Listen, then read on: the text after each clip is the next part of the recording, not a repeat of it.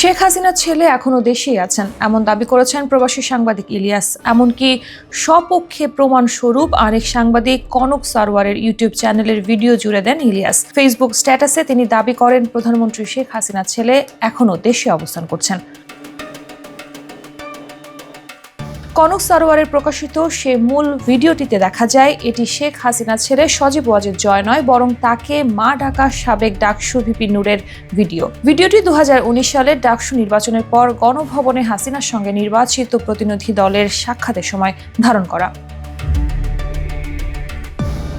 এতে গণ অধিকার পরিষদের নেতা নুরুল হক নূরকে এক আবেগঘন বক্তব্য দিতে দেখা যায়, যেখানে তিনি বলেন তিনি কখনোই ছাত্রলীগের কর্মী ছিলেন না, তবে ঢাকা বিশ্ববিদ্যালয়ের হলে দায়িত্ব পালন করেছেন এবং বিভিন্ন প্রোগ্রামে অংশগ্রহণ করেছেন।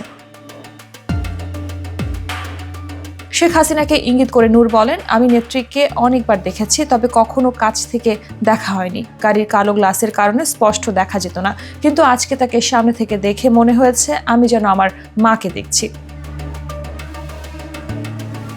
নূর জানান তিনি 2.5 বছর বয়সে তার মাকে হারান এবং ছোট ভাই তখনও মাত্র 1 বছরের ছিল। সেই শৈশব থেকেই মায়ের অভাব পূরণ করার চেষ্টা করেছেন তার প্রাথমিক বিদ্যালয়ের এক শিক্ষিকার মাধ্যমে, কিন্তু শেখ হাসিনাকে কাছ থেকে দেখার পর তার মধ্যে যেন মায়ের চেহারার প্রতিচ্ছবি খুঁজে পেয়েছেন তিনি। শেখ হাসিনার সাক্ষাৎ পেয়ে আবেগজড়িত কণ্ঠে নূর বলেন, আমি অনেকক্ষণ চেয়ে থেকেছি। আজকে মনে হয়েছে তার মধ্যে আমার মায়ের ছায়া পেয়েছি। এজন্যই হয়তো অনেকেই তাকে নানা উপাধিতে ভূষিত করেন। ওই ভিডিওতে নূর নিজের পরিবারকে আওয়ামীপন্থী হিসেবে উল্লেখ করে দাবি করেন তাকে জামায়াত শিবির ঘেঁষা হিসেবে চিহ্নিত করার অপপ্রচার চালানো হয়েছে।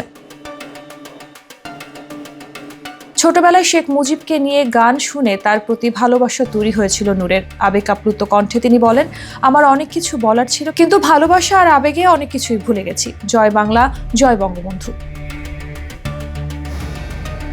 এবার 6 বছর পর পুরনো সেই ভিডিও নতুন করে সামনে এলে নূরকে ক্ষমতাচ্যুত শেখ হাসিনার ছেলে দাবি করেন ইলিয়াস।